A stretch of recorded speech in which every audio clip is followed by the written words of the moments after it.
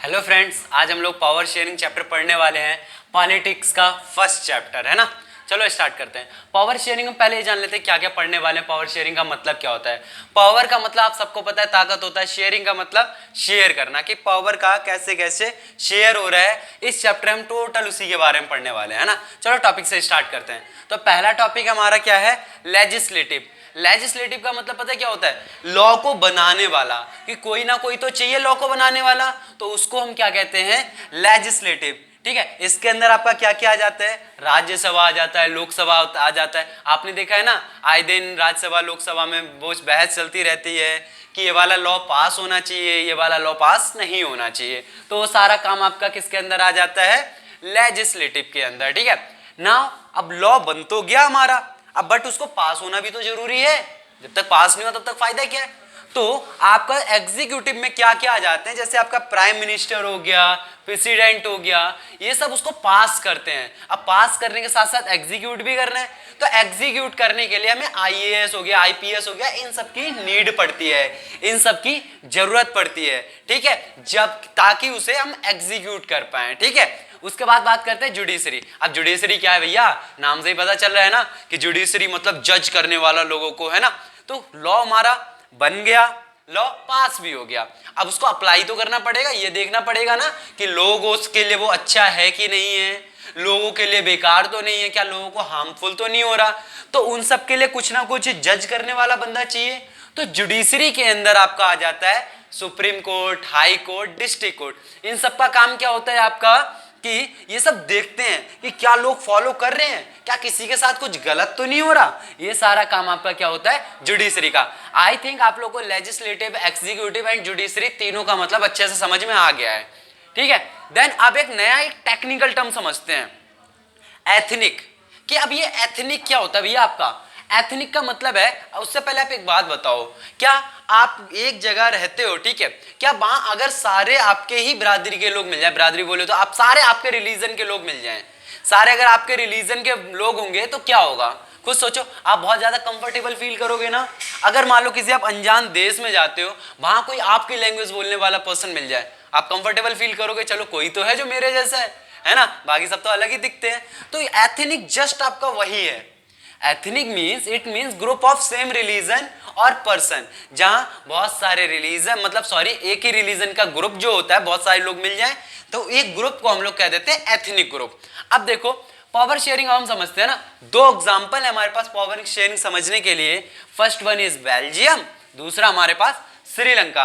अब दोनों को हम डिटेल से समझते हैं कि क्या हुआ था रियल में। देखो बेल्जियम की बात करते हैं। बेल्जियम में पता क्या होता है, बेल्जियम पहले ये समझ लो कि इसका ज्योग्राफिकल एरिया जो है ना, ज्योग्राफिकल एरिया मतलब यार सीधी सी भाषा में उसका साइज है ना, वो अपने यहाँ के हरियाणा से भी बहुत छोटा था। पता है तुम्हें, बहुत छोटा है, हरियाणा से भी बहुत छोटा है। और बल्कि वो एक कंट्री है, हरियाणा क्या एक स्टेट है ना। तो वही लिखा है, it is very small country, even smaller than Haryana. ठीक है, तो रियल में हुआ क्या था, यहाँ पे एथनिक फॉर्म हुआ था। एथनिक फॉर्म कैसे हुआ था, देखो आपका बेल्जियम में तीन टाइप के लोग रहते थे, एक डच स्पीकिंग, एक फ्रेंच स्पीकिंग, एक जर्मन। ये डच क्या है, डच आपकी एक टाइप की लैंग्वेज है, फ्रेंच भी आपकी एक टाइप की लैंग्वेज है, एंड जर्मन तो आपको पता ही है लैंग्वेज है। तो डच बोलने वाले लोग 59% लोग थे जो डच बोलते थे, बट आपके 40% लोग जो थे बेल्जियम में वो आपके फ्रेंच बोलते थे, 1% लोग जर्मन बोलते थे। अब आप खुद सोचो, यहां पे सिर्फ 1% लोग जर्मन बोलते हैं, और आप अभी देखते आ रहे हो कि जर्मनी एक नई जगह है, मींस बहुत स्ट्रगल के बाद बना है जर्मनी, ये डायरेक्टली फॉर्म नहीं हुआ है। तो हुआ क्या था, यहां पे देखो, क्या आपके डच वाले मेजॉरिटी में हैं और फ्रेंच वाले आपके माइनॉरिटी में हैं। माइनॉरिटी बोले तो कम है, और डच आपके 59% है, बहुत ज्यादा है। तो इन दोनों की मतलब इन दोनों में कंपटीशन हो सकता है ना, कि भैया आप किसकी मानी जाएगी राज्य में, कंट्री में किसकी चलेगी, किसी एक की चलेगी, है ना। तो यहां से तो दंगे हो सकते थे, लड़ाइयां हो सकती थी, आपका देश में शांति मेंटेन ही नहीं रहेगी। तो उसके लिए उस टाइम पे बहुत बड़ी प्रॉब्लम थी। अब ये प्रॉब्लम क्या क्यों थी, देखो ये क्योंकि जो बेल्जियम की कैपिटल थी ना, वो थी आपकी ब्रुसेल। ब्रुसेल में क्या था, 80% फ्रेंच थे और 20% डच थे। भैया इनने बोला था अगर तुम कंट्री में हमारे लोगों को परेशान करोगे तो यहाँ पे मेजॉरिटी में आपका फ्रेंच है, तो वो आपका जो कैपिटल है वहां पे वो आपके लोगों को परेशान करेगा। दोनों जगह एक एक लोग मेजॉरिटी में है ना, तो ये उस टाइम पे बहुत बड़ी प्रॉब्लम थी। तो उनके लिए क्या किया, गवर्नमेंट ने एक लॉ बनाया, गवर्नमेंट ने एक रूल बनाए कुछ कि क्या किया जाए। बेल्जियम के लीडर्स ने एक कॉन्स्टिट्यूशन बना दिया कि अगर कोई भी मिनिस्टर बनता है यहाँ पे, कोई भी मिनिस्टर, तो मिनिस्टर में जो आपके मेंबर्स होंगे ना वो डच बोलने वाले और फ्रेंच बोलने वाले दोनों इक्वल नंबर में होंगे। जितने डच स्पीकिंग होंगे उतने ही आपके फ्रेंच स्पीकिंग होंगे। वही लिखा है देखो, the constitution formed by Belgium leader in which government formed y equal number of Dutch and French minister, दोनों मिनिस्टर क्या होंगे, बराबर होंगे। उसके बाद उनने अगला रूल भैया क्या बोला कि अगर कोई लॉ हमें पास करना है तो उस लॉ के लिए कंपलसरी है कि जो अगर आप लॉ पास कर रहे हो तो डच वालों की और फ्रेंच वाले दोनों की एडवाइस जरूरी है। अगर किसी एक ने मना कर दिया तो आप उसको फॉलो नहीं कर सकते, उस लॉ को आप लागू नहीं कर सकते। ठीक है, अब वही आपका लिखा है अगला पॉइंट, स्टेट गवर्नमेंट को पावर दे दी गई थी कि वो आपका इंडिपेंडेंटली काम कर सकता है, बट जो आपकी मेन पावर है वो तो सेंट्रल गवर्नमेंट के ही हाथ में रहती है ना। मतलब कुछ हद तक छूट दे दी गई थी कि आप ये काम कर सकते हो, बट जो मेन पावर है वो तो सेंट्रल गवर्नमेंट के पास है ना। ठीक है, अब मान लो अब छोटी छोटी लड़ाइयाँ ना हो, छोटी छोटी बातों पे इश्यूज ना हो जाए, दंगे ना हो, तो उन्होंने इसके लिए ना कुछ सेपरेट कम्युनिटीज भी बनाई थी कि छोटे छोटे सेंटर्स बना दिए थे, जिसकी वजह से क्या होगा, अगर छोटे मोटे इश्यूज हैं तो नॉर्मली सॉल्व कर दिए जाए वहां पे। ठीक है, तो वही लिखा है सेपरेट कम्युनिटीज फॉर इश्यूज। ठीक है, मतलब कुल मिला के देखो, अगर आप यहाँ पे खुद सोचो, क्या बेल्जियम में किसी को इग्नोर किया गया? नहीं, सबकी बात मानी गई ना, सबको रिस्पेक्ट दी गई थी। ठीक है, तो बेल्जियम में हमने पढ़ लिया क्या हुआ था। ठीक है, अब सेकंड एग्जांपल की बात करते हैं, श्रीलंका। अब जैसे यहाँ पे डच और फ्रेंच था, ऐसे ही श्रीलंका में 74% लोग सिन्हाला बोलते थे। सिन्हाला एक आपकी लैंग्वेज है। ठीक है, 18% लोग तमिल बोलते थे और 7% लोग क्रिश्चियन बोलते थे। ठीक है, अब भैया यहाँ पे थोड़ी सी वैरायटी आ गई।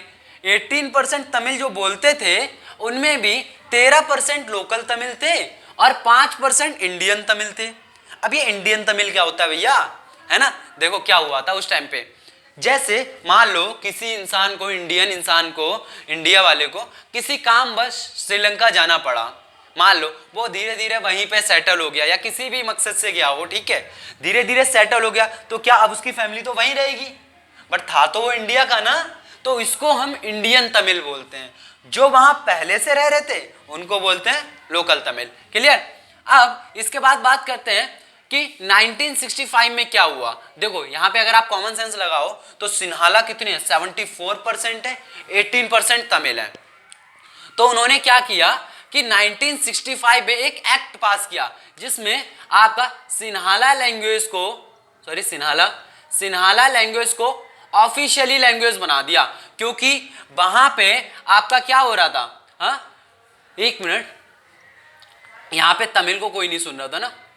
तो जैसे कि 1965 में क्या हुआ, सिन्हाला को उन्होंने ऑफिशियल लैंग्वेज बना दिया और बाकी किसी की सुनते ही नहीं थे। वही लिखा था इन 1965 एक एक्ट पास हुआ था जिसमें सिन्हाला लैंग्वेज को ऑफिशियल लैंग्वेज बना दिया। नो वन लिसन तमिल और क्रिश्चियन की कोई सुन ही नहीं रहा था। फिर उन्होंने क्या किया भैया, तमिल और ये वाले बहुत शरीफ लोग थे, तो इन्होंने सबसे पहले गवर्नमेंट के सामने डिमांड रखी, गवर्नमेंट ने नहीं सुनी इनकी।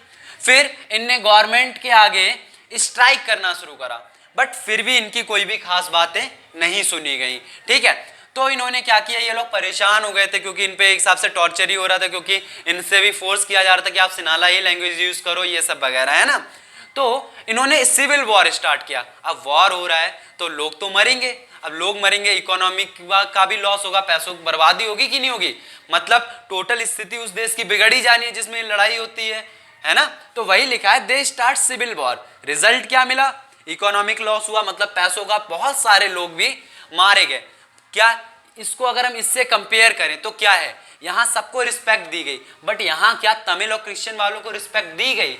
नहीं ना। क्या यहाँ पे इस ढंग से पावर का शेयरिंग हुआ? नहीं हुआ। तो इसीलिए यहाँ पे इन सबसे हमने देखा कि पावर शेयरिंग का कितना बड़ा इंपैक्ट पड़ सकता है। अगर एक के हाथ में सारी पावर दे दी तो वो मिसयूज भी कर सकता है। इस वजह से देखो हमने power legislative, executive, judiciary 3 part में डिवाइड की, क्योंकि अगर एक बंदे के हाथ में रहेगी तो वो जाहिर सी बात है मिसयूज कर सकता है उसका, है ना। मिसयूज करेगा तो वॉर जैसी अगर कंडीशन आ गई तो आप लोग जानते ही हो कि कंट्री का कितना बड़ा लॉस हो सकता है ना। तो यहां तक आई थिंक आप लोग को ये दोनों तो समझ में आ गए होंगे बढ़िया से ना। अब बात करते हैं types of power sharing. India की जनरली बात कर लेते हैं कि पावर शेयरिंग के टाइप क्या हैं। भैया देखो पावर शेयरिंग एक्चुअली ना आपके 2 पार्ट में डिवाइड होता है, शॉर्ट में बात करना। देखो हॉरिजॉन्टल पावर शेयरिंग, एक आपका वर्टिकल पावर शेयरिंग। अब हॉरिजॉन्टल पावर शेयरिंग में क्या होता है, अगेन वही 3 चीज, legislative, executive and judiciary, explain कर चुके हैं हम, है ना।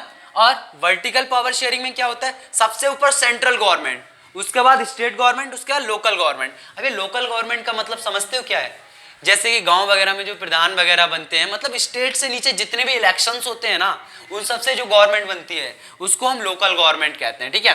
अब जब सेंट्रल गवर्नमेंट और स्टेट गवर्नमेंट को मिला दिया जाए तो इनको हम बोलते हैं federal system. I repeat, federal system, ठीक है। जब सेंट्रल गवर्नमेंट और स्टेट गवर्नमेंट को मिला दिया जाता है तो जो आपका सिस्टम बनता है that is called federal system. अब इन तीनों को समझने के लिए एक एग्जांपल लेते हैं बढ़िया सा। मान लो कि जैसे कि आप गांव के प्रधान हो, ठीक है, आपके जैसे कि आपके मान लो रिलेटिव्स ने आपको कोई एक सलाह दी कि ये होना चाहिए गांव में, अच्छी एडवाइस दी, तो आपके वो लोग हो गए रिलेटिव्स लेजिस्लेटिव, क्योंकि वो आपको एडवाइस कर रहे हैं, लॉ पास करने को बोल रहे हैं। फिर एग्जीक्यूटिव, आपने उसको पास किया, आप सोचोगे क्या ये सच में मेरे गांव के लिए अच्छा है, या हो सकता फर्जी सलाह दे रहा हो, फालतू सलाह हो, है ना। तो आप उसको मान लो अच्छी सलाह निकली तो आप उसको एग्जीक्यूट करने की कोशिश करोगे, पास कर दोगे। एग्जीक्यूट का मतलब होता है अप्लाई करना, तो एग्जीक्यूटिव समझ में आ गया। फिर कोई बंदा ये भी तो देखेगा, तीसरा बंदा उसमें जैसे प्रधान ही वो चीज भी देखेगा कि जुडिशरी का काम, क्या सारे लोग फॉलो कर रहे हैं उस लॉ को, कहीं किसी के साथ गलत तो नहीं हो रहा है, तो उसको बोलते हैं जुडिशरी। क्लियर हो गया होगा आई थिंक पूरा, है ना ढंग से। उसके बाद अब इंडिया में इन सब चीज़ों को बहुत ध्यान रखा जाता है। आप खुद सोचो, इंडिया में देखा जाए तो 80% हिंदूज हैं, तो हिंदू मेजॉरिटी में बहुत ज़्यादा। फिर भी क्या आपका जो 80% डेटा ये अप्रॉक्स डेटा है, ठीक है, तो क्या हिंदुओं की चलती है? नहीं ना। इंडिया में दंगे ना हो कि आपका शांति बनी रहे, इसी वजह से उस टाइम पे रिजर्वेशन पास किया गया कि जो हम जनरली कोटे के नाम से जानते हैं ना, कोटा दिया जाता है, चाहे आपके स्टूडेंट्स हो गए, आपके कुछ भी नॉर्मल लाइफ हो गया, उनको रिजर्वेशन प्रोवाइड किया जाता है ताकि इक्वलिटी बनी रहे, है ना। क्योंकि अगर रिजर्वेशन नहीं दिया तो हो सकता है इनइक्वालिटी हो जाए, क्योंकि हिंदूज आपके मैक्सिमम है ना। तो उन सब में आपको रिजर्वेशन दिया जाता है। Now next topic, coagulation government. अब देखो ये क्या है, ये थोड़ा सा मतलब ऐसा टॉपिक है। हाँ देखो, अब लोग खुद सोचो, इस जो हिंदी में आपने सुना ना गठबंधन की सरकार, रियल में वही है कोगुलेशन गवर्नमेंट, है ना। कोगुलेशन गवर्नमेंट क्या होता है, देखो पता है जब इलेक्शन होता है ना इंडिया में, तो कुछ सीटें फिक्स हैं कि आपको इतनी लानी ही लानी है तभी आपकी सरकार बनेगी। अब मान लो सबको कुछ मतलब किसी को इतनी सीटें मिली ही नहीं, फॉर एग्जाम्पल 100 टोटल सीटें हैं, ठीक है। अब उनमें से उन्होंने मान लो क्राइटेरिया रख दिया कि एक बंदे को 50 सीट लानी है तभी सरकार बनेगी। मान लो किसी की 48 रह गई, बाकी सबकी 10, 20, 30 ऐसे करके रह गई, ठीक है। तो लोग क्या करते हैं ना, दो गवर्नमेंट को मिक्स करते हैं, दो गवर्नमेंट को मिक्स करते हैं। मिक्स क्यों करते हैं? ताकि आप अपने कुछ सीट्स हमें दे दो, जिसकी वजह से हमारी सीट जो है क्राइटेरिया है 50 सीटों का वो पार हो जाए। 50 seat is just an example, ठीक है। आपकी नॉर्मल सीट्स कुछ और है, ठीक है। तो इस तरीके से जो गवर्नमेंट बनती है दो गवर्नमेंट का मिलके, उसको बोलते हैं कोएगुलेशन गवर्नमेंट। इसमें रियल में होता क्या है ना कि अगर जो एक गवर्नमेंट कोई लॉ पास कर रही है ना, तो उसे दूसरी गवर्नमेंट की सलाह लेनी पड़ेगी, क्योंकि उसने भी तो कुछ सीटें दी है ना उसे जिताने के लिए। बट जब बोलते हैं ना कि मेजॉरिटी से इसकी सरकार आई है, बहुत सत्ता से आई है, इसका मतलब क्या है कि सारी सीटें उसने खुद ही अचीव करी हैं, उसने किसी की हेल्प नहीं ली है, ठीक है। तो जो दो सरकार से मिलके बनती है, दो गवर्नमेंट से मिलके जो गवर्नमेंट फॉर्म होती है, that government is called coagulation government. वही लिखा है government formed by mixing of two parties, दो पार्टी का मिक्स होके बनती है।